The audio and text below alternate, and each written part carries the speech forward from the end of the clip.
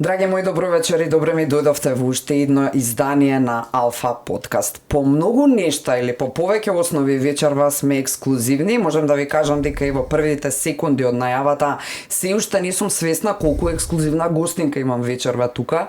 Ова е можеби најексклузивната гостинка со која што сум имала можност да направам интервју во овие повеќе од 2 децении новинарска кариера. Таа жената која што стоеше како што таа да каже right behind председателот Доналд Трамп, односно председателката на движењето кое што можам слободно да кажам, бидејќи тој самиот ова го изјави 2024 година, организацијата, женската организација која буквално му ја донесе победата, бидејќи луѓето препознаа во оваа жена што за кратко ќе ја видите вистински вредности, вистински движења кои што можат да ја зачуваат обединетоста на Америка. Со неја ќе зборуваме вечерва за многу нешта кои што се од суштинска важност, не само за политика, можеби најмалку за политика, најповеќе за вистинските вредности кои можат и треба да наразбудат, треба да си ги негуваме, да ги растеме нашите деца во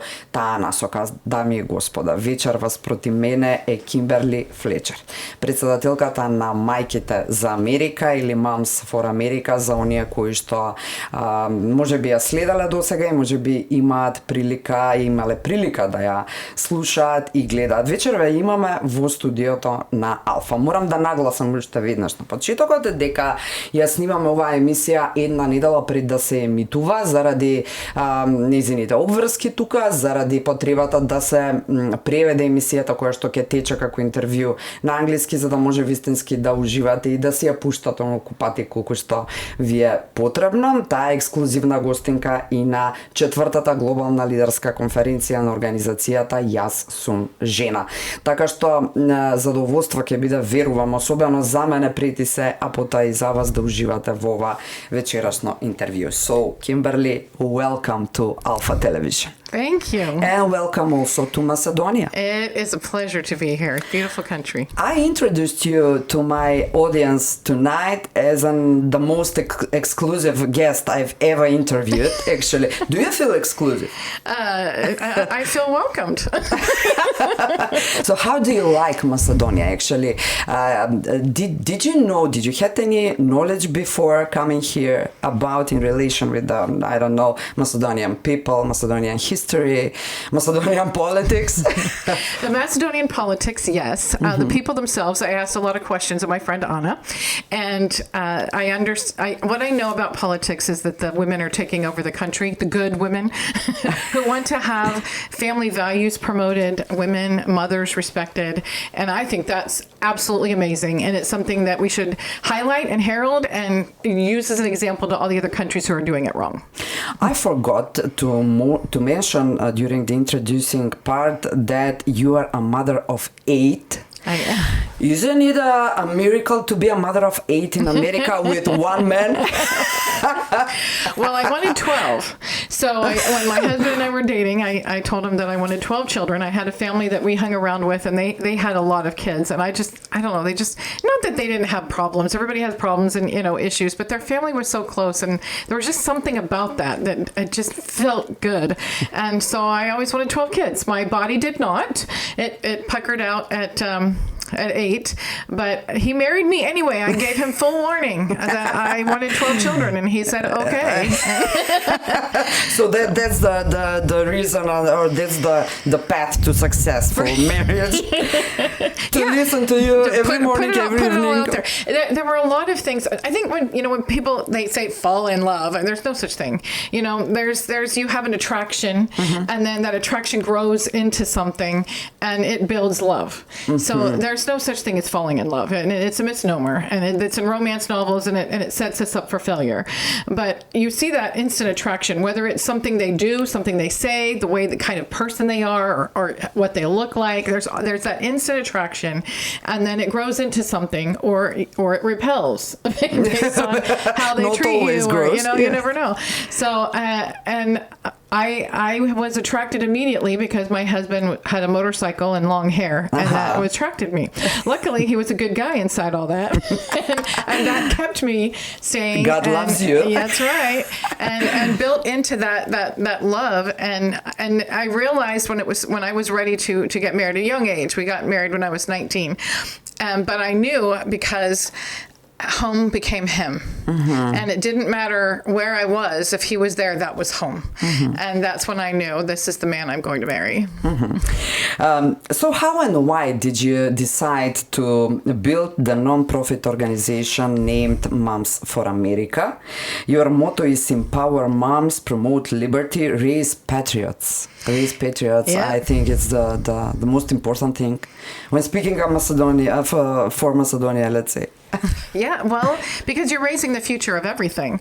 And what do you want? You want good citizens, right? My whole objective is to raise children who will become good husbands, fathers, men, women, and husbands, wives, and citizens, good citizens. And that's what raising a patriot really is, raising strong children to be that. And so that was something that was always important to me. But what really led me to forming the organization, because that was how I mothered, but what led me to being America's mother, I guess, it was on 9/11. My husband was stationed at the Pentagon, and it was a series of literal miracles that he came home safe that day. And it changed me. I started to ask a lot of questions, like, how did we get here? And what happened? And I've always been patriotic. I went to the parades, the fireworks, the picnics.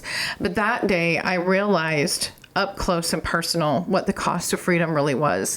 And I was willing to pay the cost for my children and grandchildren. And that was the day that I went from just being patriotic to being a patriot. And then the next 3 years, I really was put in experiences that helped me learn and understand things. Like I didn't know the Constitution.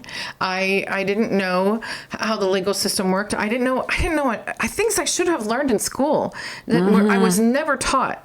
And I started to teach myself because I started teaching my children in homeschool. And as I was teaching them, I was learning, and everything that I was interested in, that's what their schooling was. So, and then in 2004, I just felt very impressed that I needed to start a national organization that was about family and freedom.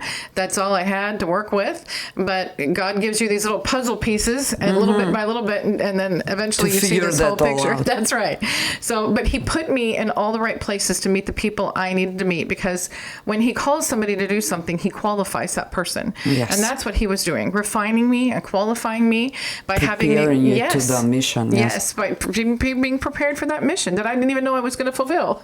And now, I mean, we have a national network of over 500,000 moms. We're in all 50 states. These moms are out actively making a difference in their community. But the most important thing that they do, and what I say all the time, is what they do in their home. Everything else is just fluff and extra and icing. That's great, but we are raising the future of everything in our home. Teachers, media, everything comes from that home. And a nation is just a magnified home. And the center of every home is a mother. Such a simple explanation, but so true and so basically. That's right. So I wanted these women to know that no matter what else you do, the most important thing you will ever do, and the greatest act of patriotism you will ever perform, is raising the next generation of everything. Those children, grandchildren, and your sphere of influence, those children, that is your greatest legacy. The color of your organization is purple. It's violet, let's say lavender or something like that. Lavender. Why? Why? So it's a deep, beautiful lavender, but it comes in all different shades now.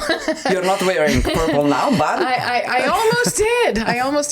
So, but it's so funny because when I show up at events and I'm wearing a different color, they're like, "Kimberly, I don't think I've ever seen you in anything but purple." So I've tried to broaden out my wardrobe a little bit past purple. But so in 2017. We held the Moms March for America in the center of the country in Omaha, Nebraska. And when you're going to do a big event like that, you got to have t-shirts, t-shirts need a color. So I just went on the computer and I started sliding through all this palettes of colors. And this deep lavender came across the screen and captured my attention. And it just felt like mother. And I'm like, well, I want to look that up. So I looked up lavender. I looked up purple. So lavender is a color color that symbolizes purity, devotion, and love. It is a scent that people use for cleanliness and for beauty. And purple is a color of royalty, and we're all daughters of God. And lavender and purple, they're red, white, and blue blended together. So it's the color that represents the best in us and that unites us. And that's what we wanted. This whole ridiculous notion of, we're a red country or a blue country, that's absurd. I want to be a purple country where we're all coming together around those core principles and values that made America the freest, most prosperous nation on earth. And that's the Constitution, the Declaration of Independence, our flag, those symbols. But every country can abide by those universal truths of freedom and decency and humanity and civility. That parents and families are paramount in a society, the most important part of a society. Those are universal truths. And that's why we had so many moms from different countries and organizational leaders and heads of state that were coming up to me and saying, could you bring Moms for America to our country? Don't steal my next question, please. Yes. I hate this leader. You can't. You can't take Moms for America to Macedonia because it's Macedonia. So I was befuddled for 2 years. I was just like, no, we can't do that. In one of your public performings, actually in all of your public performings I've watched during the preparation, you never forget to emphasize the meaning and the necessity of loving your own country. Yes. So actually I'll try to quote you in precise. It is not enough to go out and to vote when elections. What if those who vote hate America? You have to love your country. And that is for every country. And people will ask me all the time, what do you do for elections? I'm like, well, we're saving the world. Yes. And they're like, they just don't get it. I'm like, culture drives politics. And when people vote, they vote what they believe is their culture, what their story is. And so if they don't understand their story, because right now the story is being told every day, these kids are being told to hate God, hate their country, hate their neighbors, hate themselves, and disconnect from your parents. So how do you think they're going to vote? So if you've got to love your country, you've got to have a solid foundation and who you are and what it means to be a part of your country so that you can go and vote for your country. And that was one of the things when all these countries were asking me about, can you bring Moms to America? That's when it hit me. There are universal principles and truths that we can all stand by. Definitely. So they just need to start Moms for Macedonia, Moms for Hungary, Moms for Australia. And they did. And we now have 17 countries in this network and growing. And it's just a network of moms who can unite together and have a solid international voice to counter all the obstacles and awful things that are happening and highlight and herald the good things. Like what's happening in Macedonia, I think is amazing. I think that your culture, the religious faith that your people have, the way the government has come in, your president is a rock star. I mean, the prime minister has got his head on straight. You've got really good, solid leadership in your country, but it's not enough. You have to have a people that understand what your country's about and love it, that know the history and can stand together as a people. Every country needs that. That's a universal truth. And that's one of the main reasons we started momsforfreedom.world, was to unite us together, but being able to help them understand why it's important to stand for your own country. So in parallel with this, something else is happening also.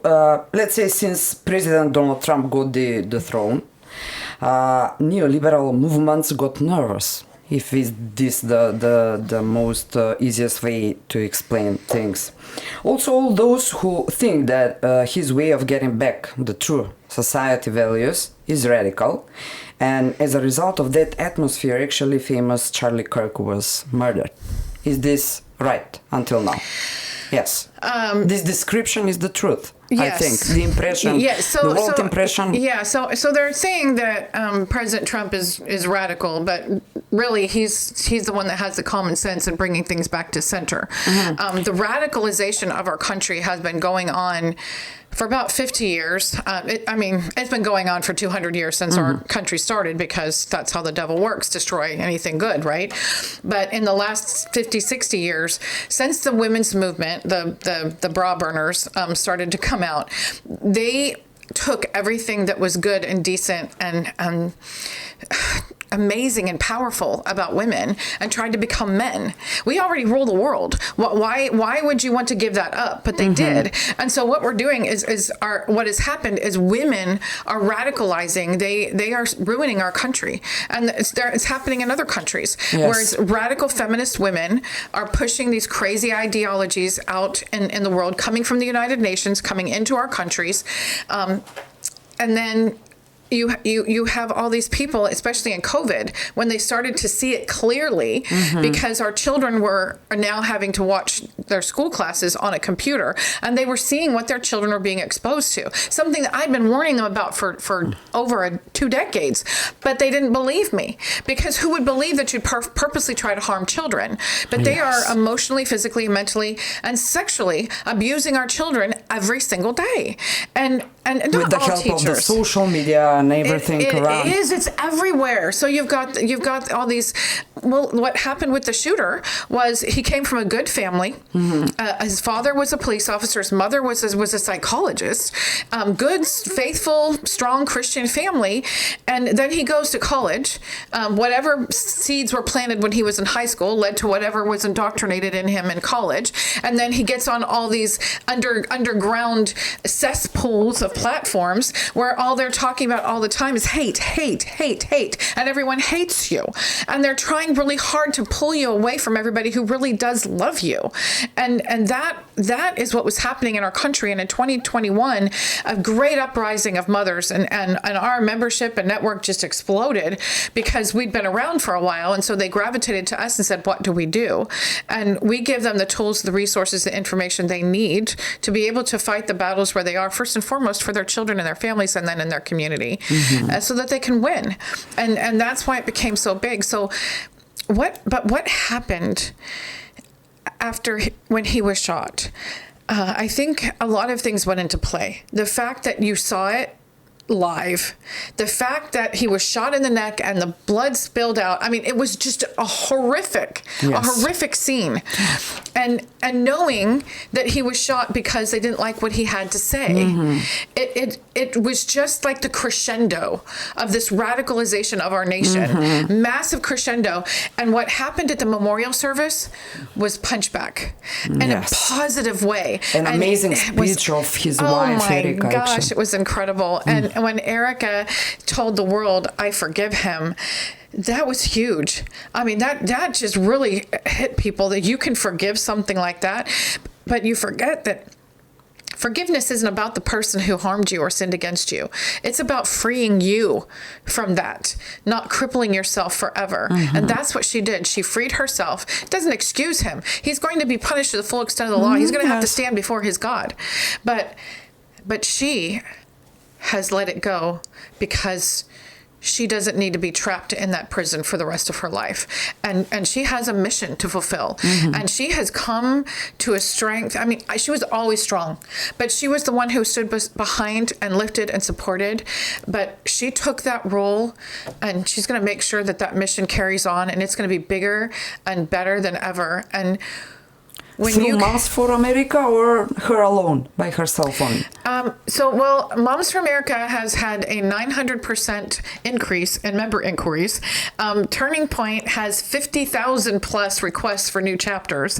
So it's rippling across every sphere. People are now saying, wait, there's somebody out there. I'm not alone. The media has tried really, really hard to shut us down. We've been deplatformed on just about everything.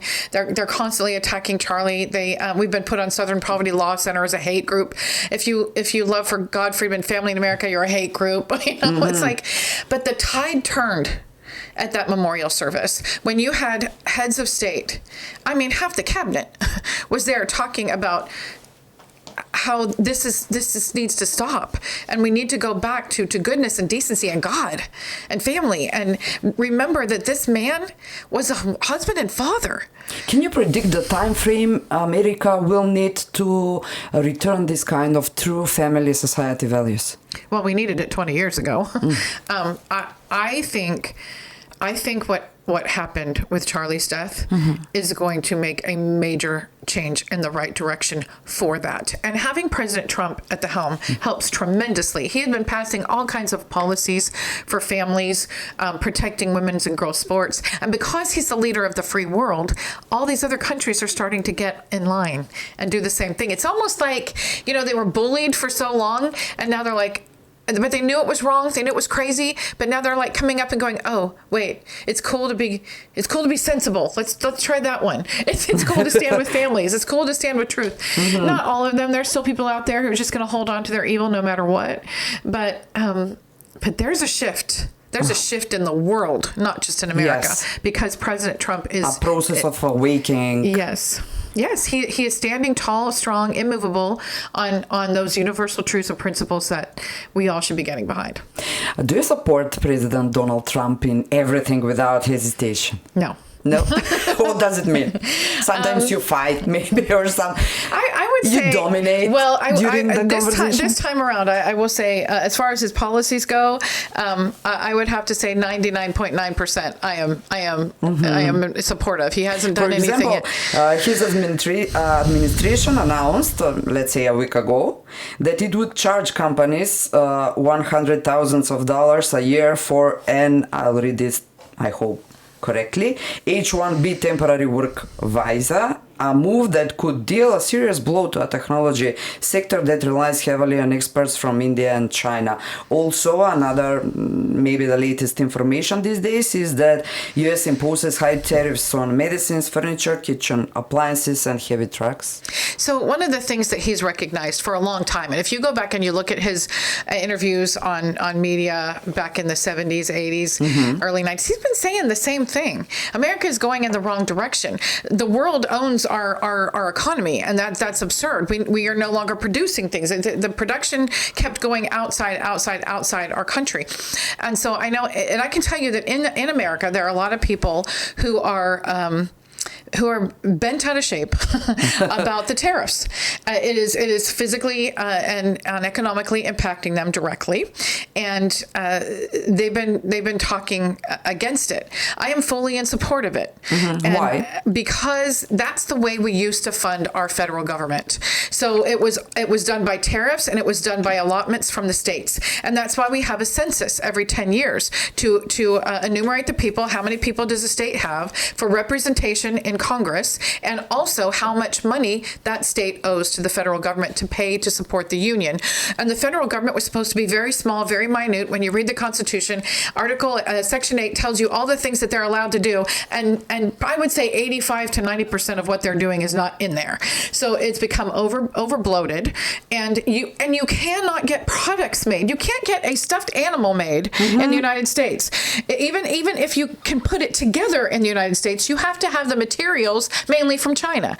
The drugs, the machinery, just about anything has to come from some other country, mostly China.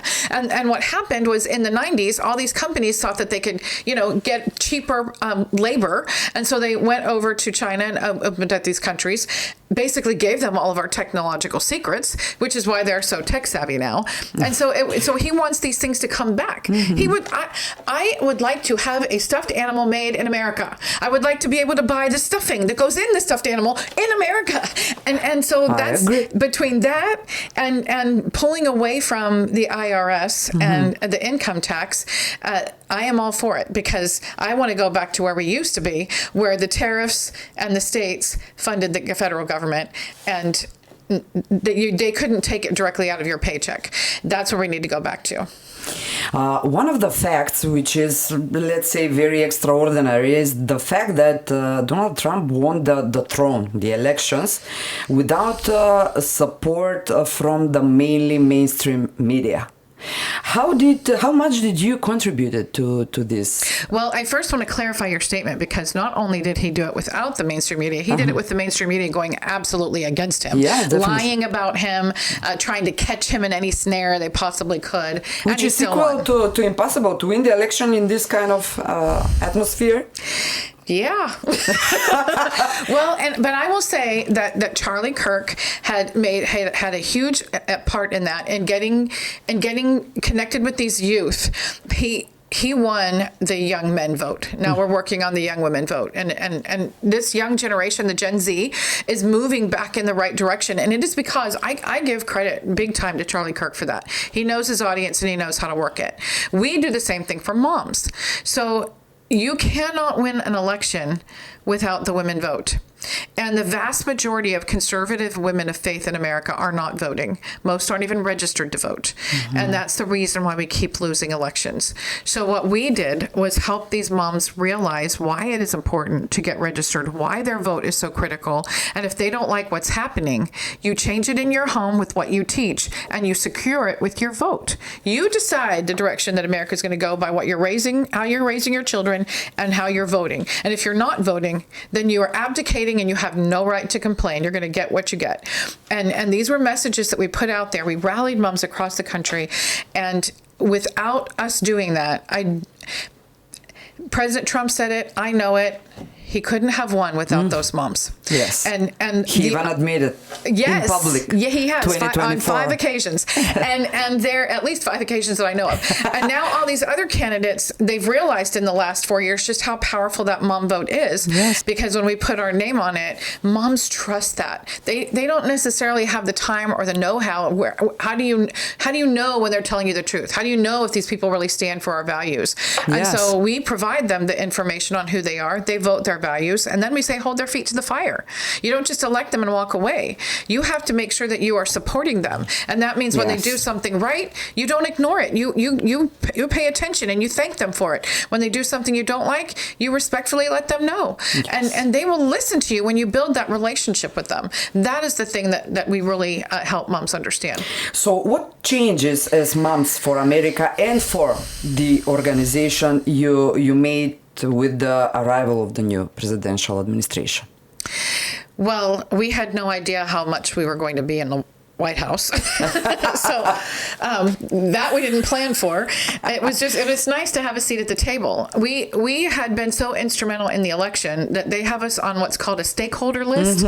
And so we have been invited to Washington, D.C., the White House, or one of the cabinet members 45 times now. Every time I say that, we've had 2 or 3 more. 45 times since the president was inaugurated. And it's for signing of bills. It's for stakeholder meetings, for press conferences, policy briefings. And they keep inviting us to come because the presence makes a difference.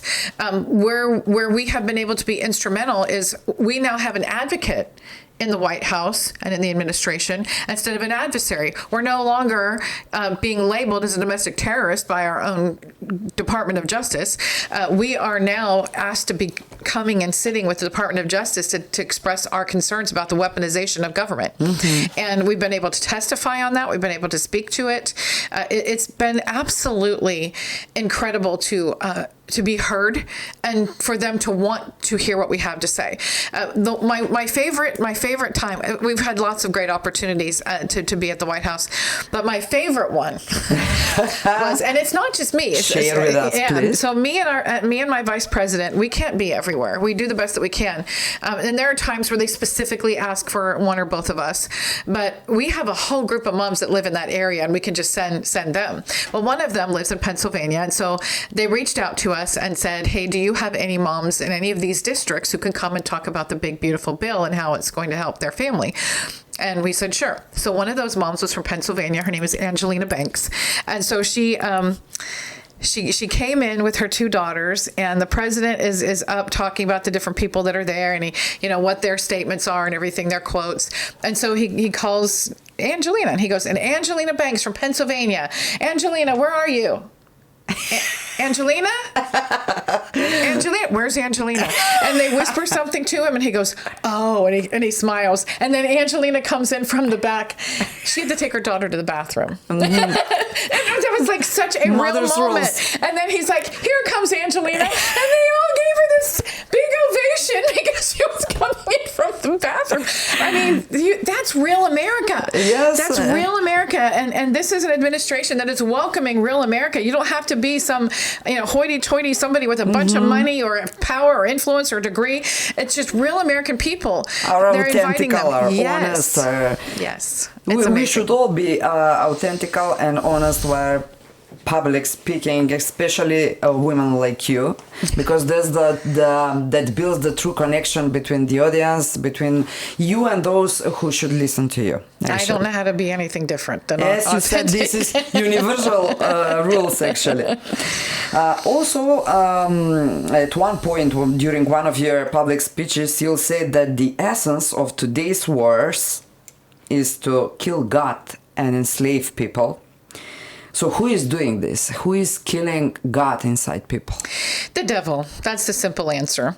And everybody else are pawns. So in 2021, because 2020 happened, 2021 happened, and that was the big uprising because mom saw what was happening, and it was like flooding at them from everywhere, and they didn't even realize it was there, and so they kept asking me, where did this come from? Mm-hmm. And I said, it has always been there. It's like in Lord of the Rings, the orcs were always underground doing their dark and evil deeds. It wasn't until the ground split open and they all started coming at you that you realized that they were there and how dangerous it was.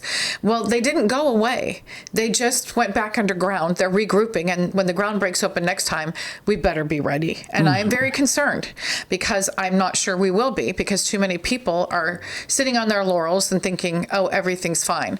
Moms have a pulse on the culture, and they know everything is not fine.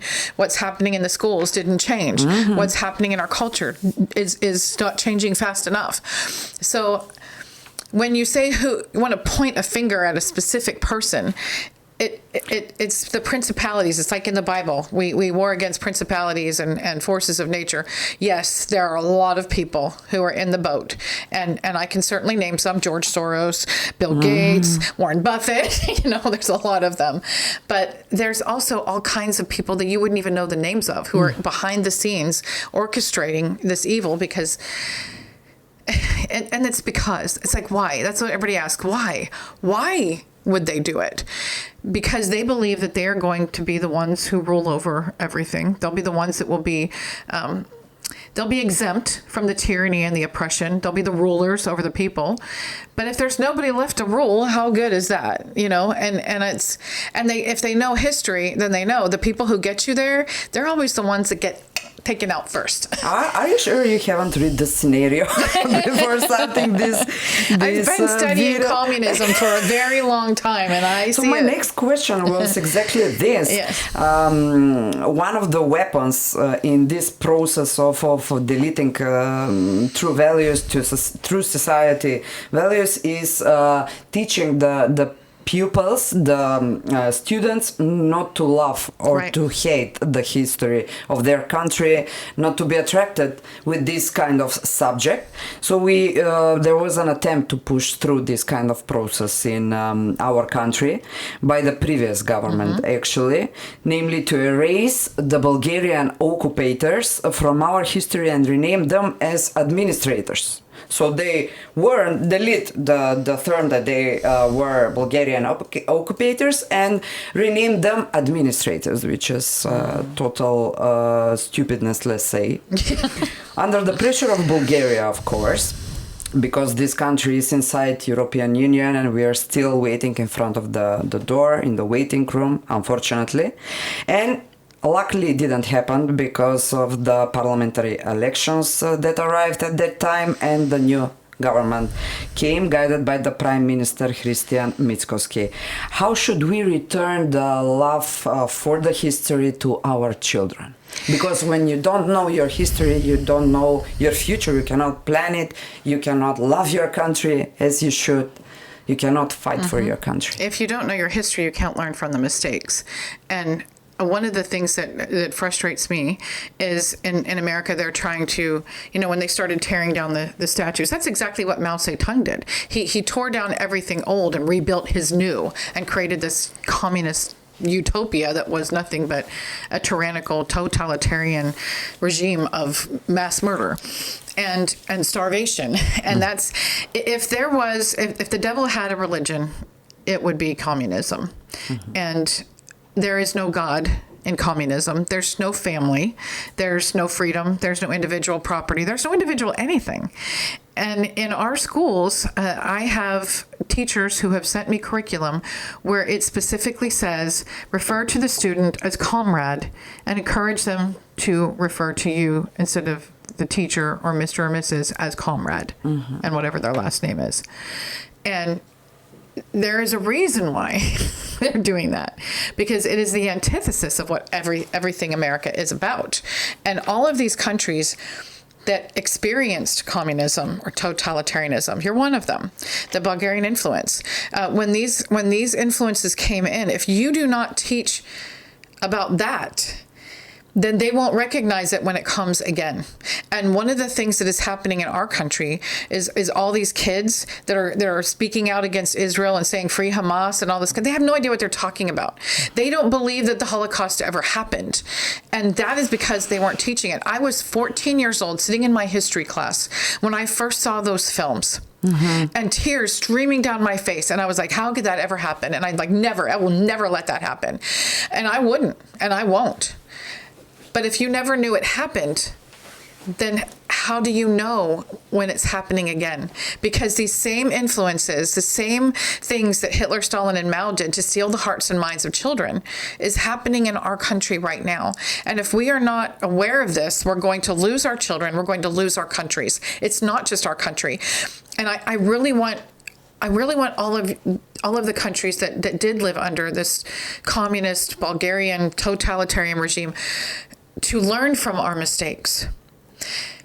You guys fought for years to get your freedom. We're throwing it away, and we've always had it. It's disgraceful.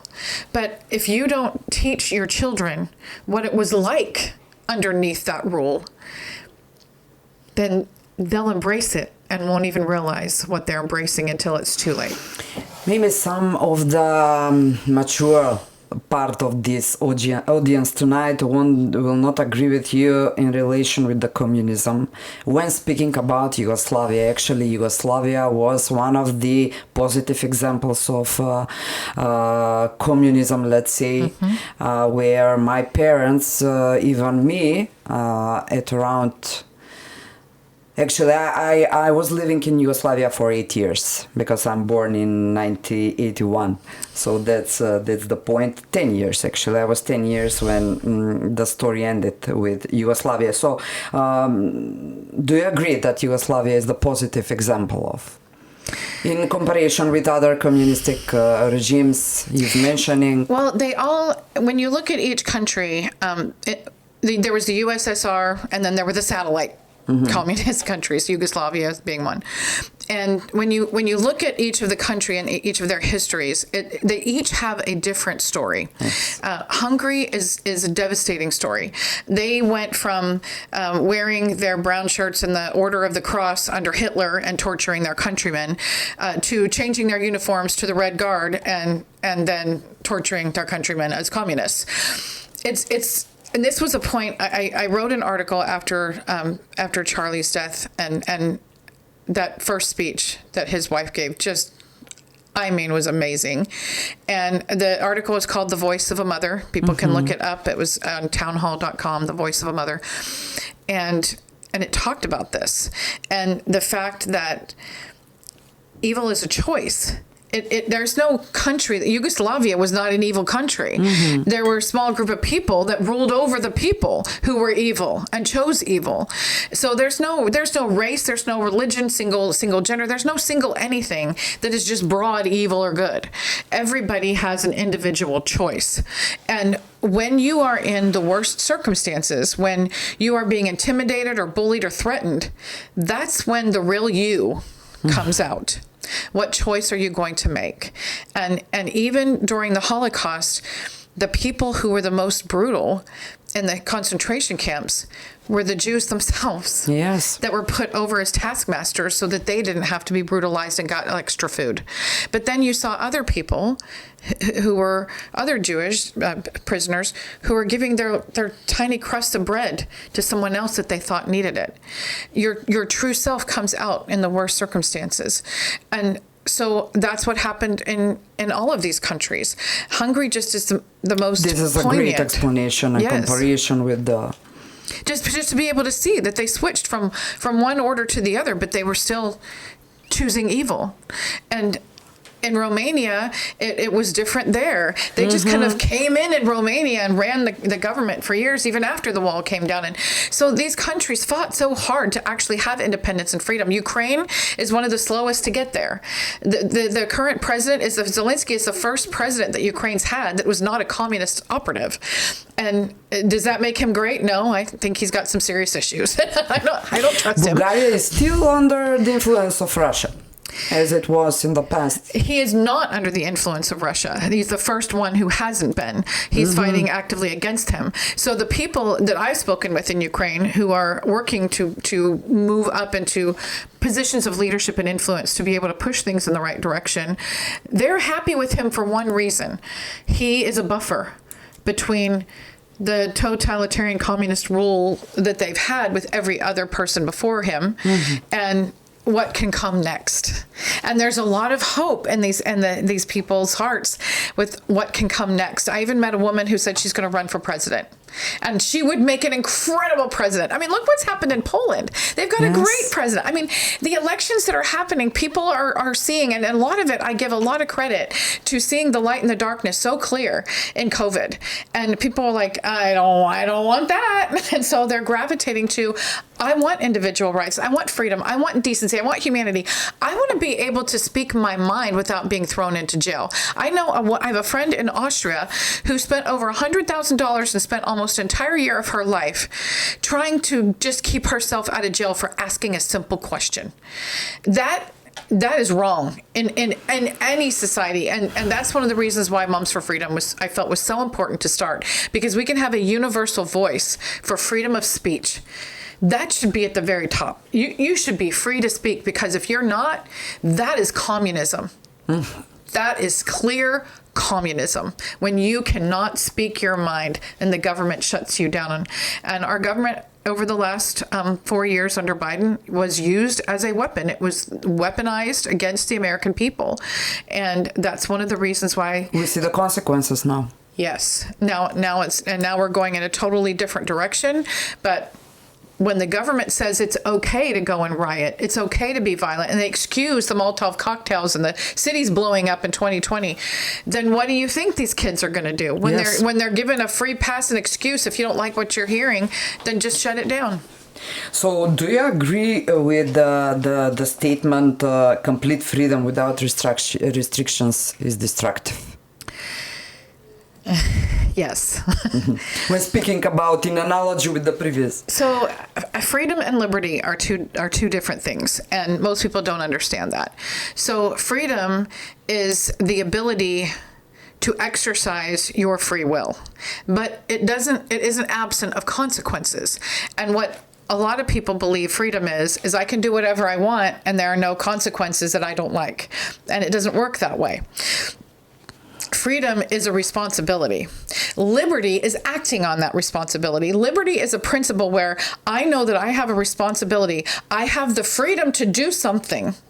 But liberty means I'm going to choose not to do it because it's the right thing to do. So Ben Franklin said that the best way to describe our government is democracy is two wolves and a lamb deciding what to have for lunch, and liberty is the lamb bringing a gun to contest the vote. So freedom without restrictions is really the consequences are the restrictions. So yes, you have the freedom to choose whether you're going to murder somebody, but you don't get to choose whether or not you go to jail or get the death penalty. And that is the difference between freedom and liberty. Liberty is taking on the responsibility of understanding my rights matter, but so does the other person's matter. And if I don't want my rights infringed upon, then I can't infringe upon the rights of someone else. There is another thing that I would like you to comment, since you won't be able to meet our woman, Macedonian president. I know, I'm so bad. She's in America. During your stay here, she is in Washington on the United Nations annual meeting, actually, annual organizing event. So she stated during her speech over there that this organization, meaning about United Nations, is no longer based on the primarily principles, but is dangerously approaching a League of Nations moment. the old world order, in which the strong do what they can and the weak suffer what they must. Macedonian citizens have experienced some of these double standards since the first day of our UN membership in 1993. This is her statement during the speak. What do you think about this? She's spot on. Did you hear President Trump's speech? They're probably, they're very much the same. I mean, it is time for these leaders to stand up and call this out, because this has just been like an old boys club. I mean, women and men are there, but it's just like this exclusive elitist club where everybody just says the same thing in an echo chamber. And here you have this beautiful, strong woman from Macedonia come in and kicking butt. and President Trump did the same thing. I mean, both of them, they were just calling out this, and he even said, I don't even know what the UN's good for anymore. And he said, I still believe that there's some good purpose for it, but it's gone so far down the road in the wrong direction. What is it good for? And he specifically laid out specific things that the UN didn't act on that they should have. Your president did the same thing. You guys are going in the wrong direction. You're not standing on those principles and values that the UN was started for to begin with. They're actually encouraging war. They're not stopping it. They're encouraging mass murder and massacres. They're not stopping it. They're not speaking against it. They're heralding China and Russia, for crying out loud. I mean, what is it? Don't get involved in the Ukraine war. They're encouraging it. This is not what the UN was supposed to be for. They do not have the authority. Well, okay, so I'm going to tell you the little secret about the United Nations. Please. It is a secret society that has all these little conferences. And when you go back to your country and you say, well, the United Nations, it makes it sound like all the nations got together and agreed to it. Yes. When they're not speaking for their countries. They're not speaking truth about what their countries and the people of their country really want. And I know, because the people who represent our country aren't doing it. I was really looking forward to, I liked Nikki Haley as ambassador because she was standing on the right principles for us. I was really looking forward to Elise Stefanik and was very bummed when she got pulled back into Congress. But we needed her there for her vote. But there are two conferences that happen every year at the UN. They're 2-week conferences. One is in March, and it's the status on the Council on the Status of Women, and the other one is the Council on the Status of Children, something like that. Both of them are run by radical feminists from Europe, Australia, United States, and Canada. And it's this group of women who do not let anything that has to do with family values or truth or even motherhood have any kind of presence in any kind of relevant way. So the whole purpose of the 2-week conference for the status of women is to come out with a document of agreed conclusions. It's not law, but it's considered soft law because all these women representing all these countries are coming together and saying, this in this document, this outlines what we want to see. This is what we as women want. And then it comes back to the countries, and the leaders of the countries are going, well, this is what the women who all went to the UN said. And so it comes back with, yes, so it comes back with some kind of fake power that doesn't exist. But the secret to all this is they divide all these panels up. So if there's something that they want to make sure that gets passed, they divide it into like 3 different rooms. Well, women from some of these countries, especially developing countries, they're lucky to send one person. They can't be in each one of those rooms when they're all voting on something. And then anytime there's something that has to do with family values or anything that actually supports the family or freedom, they put it at the worst time and the worst location, like during the lunch hour, 2 blocks from the UN. And it's absurd.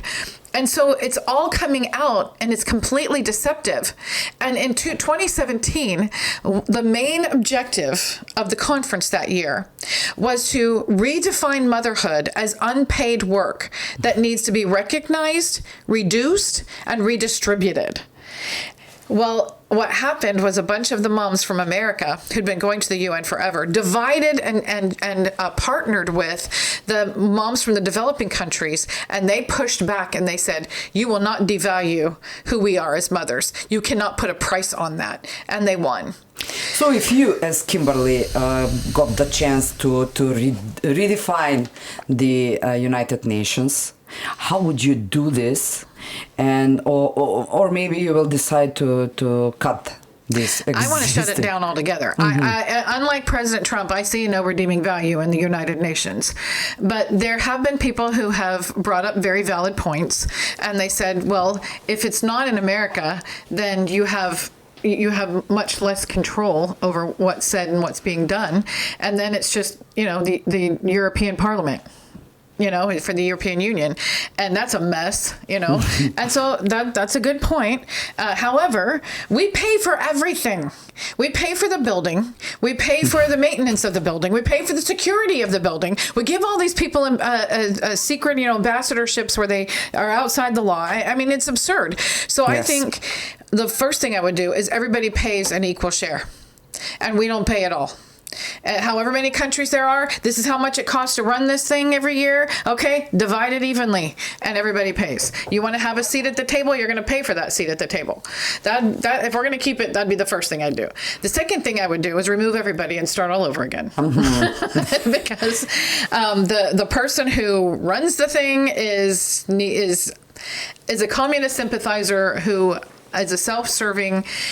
I won't continue. Vote for Kimberly. Yeah. Let the women rule the world. Yeah. We need to not have feminists up there. We need to make sure that, especially in America, the United States, I think, has an extra obligation to make sure that the people that we are allowing to go and represent the United States of America at these conferences and at the UN itself are well vetted and are putting American interests first. Because they are not. And that doesn't help. You've just got an echo chamber of nonsense and evil and obstructionism.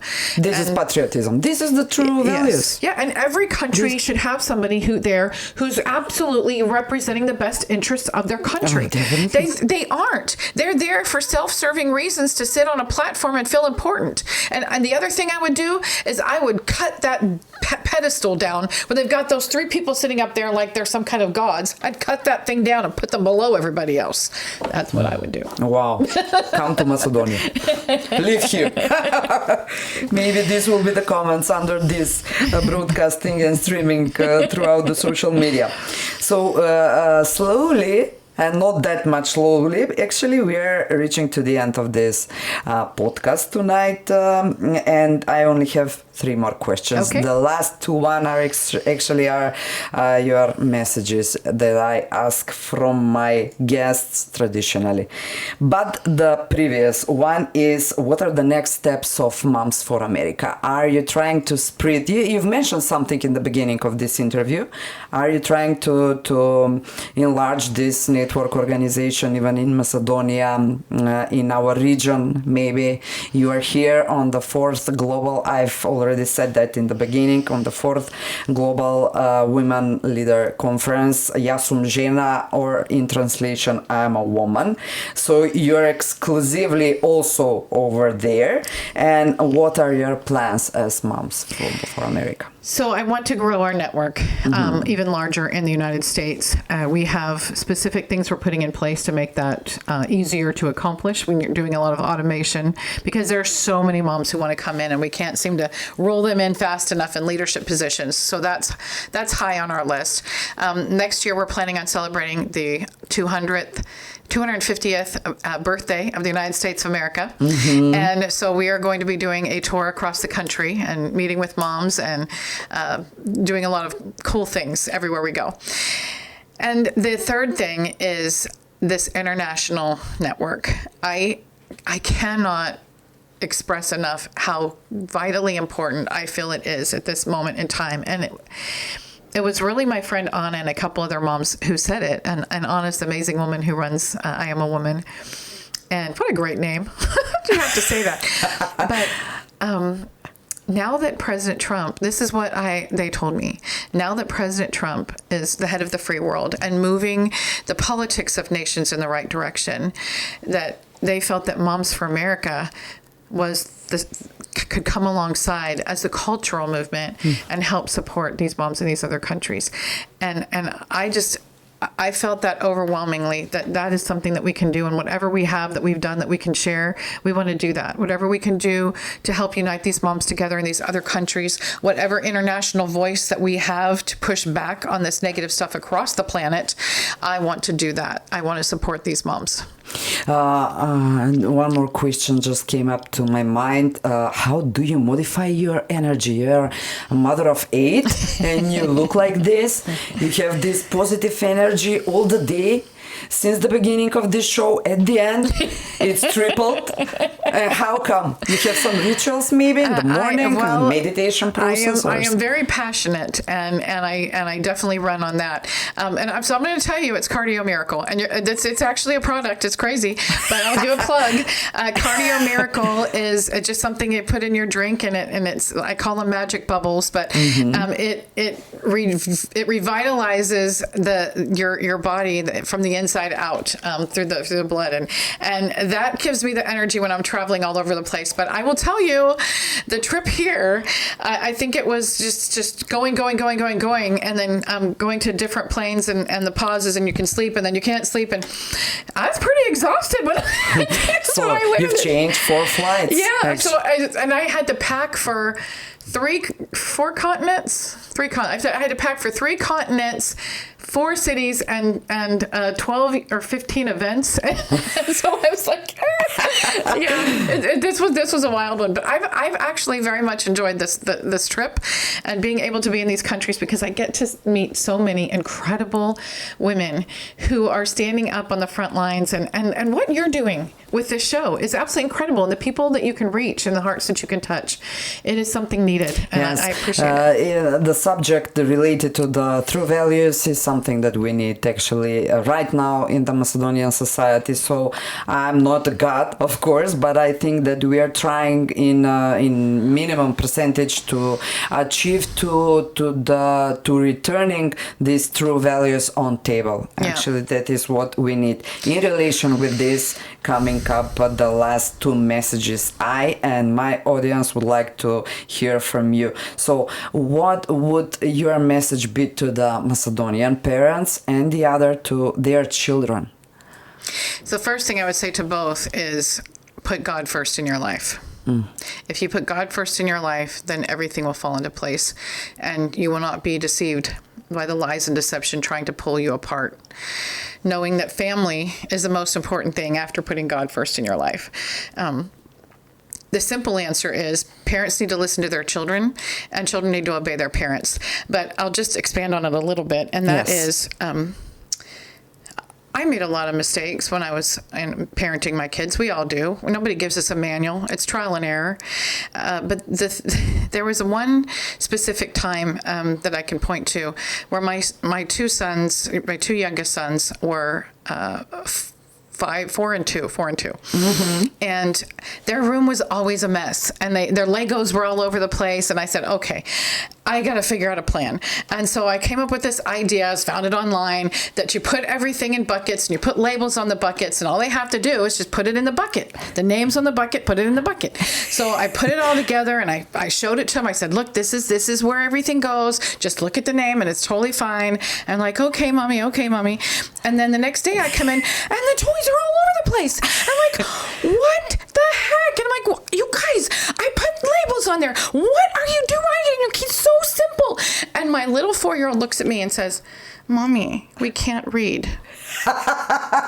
You forgot that they are only 4, and you said 2 We forget that these are just children, and we need to listen to them, because it's our responsibility to help them understand how to navigate through a world, how to communicate, how to recognize pain, and how to deal with it. Don't take the pain away, because you're not always going to be there. Prepare them to be able to be empowered themselves when you're not there, and pray together with them, and tell them every single day, no one loves you like I do. No one loves you like me and your father. I'm on your side. if there's ever anything that makes you feel dark or ugly or uncomfortable, you come and tell me and we'll deal with it together because we're on the same team. They need to hear that every day because the world is telling them the exact opposite. And for the kids out there, no one loves you as much as your parents. And whatever you think they're doing that is ruining your life, you're going to be grateful for in 20 years. I know it's hard to think about that now, but no one is going to love you like your parents. And know that everything that they say is because they love you. And give them a break, because we're all just slobs on the bus trying to make it back home. We're not perfect. We're older. That just means we're a little bit further down the road. We're all still trying to figure it out. So give us some grace and just know that we love you. Being perfect in your imperfections, actually. We should all get in this track if we want to live our greatest chance of life to have. Dear Kimberly, it was a pleasure, first of all, meeting you. Thanks for the chance to have such this close-up person from the cabinet, let's say, of the American president, such a powerful woman as you are. Thanks for being honest, for being this energetic, for being lovely, and for being authentic. That's the most important. I think that the Macedonian audience will recognize your authentication. You are this is Kimberly every day, in the morning, in the evening, yeah, just throughout ask my the day, kids. and during your conversation with Donald Trump, of course, I think. You're speaking with him as you're speaking with your husband. Yeah. Well, not the details, Yeah. but It is kind of funny, you know. We were in the office one day, and I told my husband and my son, I'm like, okay, you guys, I need you to be quiet. I'm going to close my door. I've got to get on the phone with the White House. And I'm like, did I just say that? It's kind of surreal sometimes, yeah. But it's very nice to have a seat at the table. There's one last thing that I would tell everyone listening. I have a moniker, standard that I live by, and that is always assume a measure of innocence and give grace at all times. You will have a lot more friends. You'll be a lot more understanding if you do, because then they'll want to do it back to you. There you go. Thank you so much for being yourself here tonight for this 1 hour, let's say. Thank you very much. Почитувани, јас и на крајот на овој Алфа подкаст си уште сум под импресија и уште несвесна кој беше спроти мене оваа вечер. Можеби едноставно треба да имаме повеќе шанси и повеќе можности да имаме вакви луѓе, макар и тоа да биде преку видеоврска или на секаков друг начин, бидејќи вмрежувањето или интернетот треба да се искористи во ваков тип на вмрежувања кои можат и ни носат продуцирање на вистински вредности. Верувам дека во оваа искрена вечер препознавте многу од вашите лични особини, некои од вас сте успеале да ги негувате, разбудите и да им ги пренесете на вашите најмили, а доколку и на најмал процент од вас успеавме вечерва да им ги поттикнеме размислувањата во она поинаква насока, во она вртење кон духовноста наместо кон материјалното, преку личноста на Кимберли Флечер, вечерва ќе бидам и повеќе од среќна. Ви благодарам на довербата и на вниманието и добра ноќ со Алфа.